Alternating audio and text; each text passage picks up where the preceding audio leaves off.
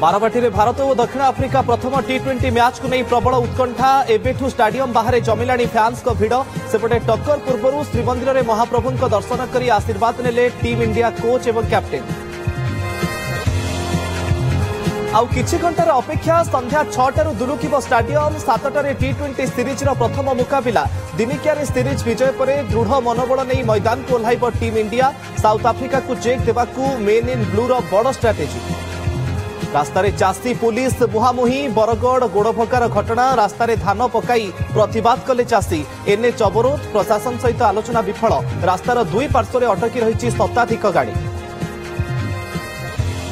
तरिला विधानसभा शीतकालीन अधिवेशन 29 कार्य दिवस चलिला मात्र 11 दिन 17,440 कोटी टंकार अतिरिक्त व्यय मंजूरी बिल पारित सरकारी कार्यक्रम नथिबारु गृह को अनिर्दिष्ट काल पई मुलतवी कले बाचस्पति।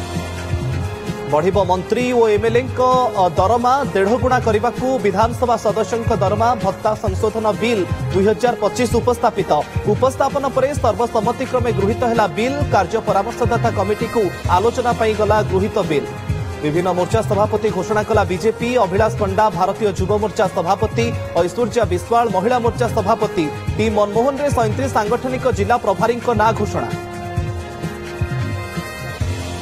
शिकारी फासरे फसी रही कलरापतरिया बाघर गला जीवन अनुकूल करतपटा सेक्शन जंगल रे फासरे पड़िथिला कलरापतरिया बाघ मृत बोली स्पष्ट कला वन विभाग।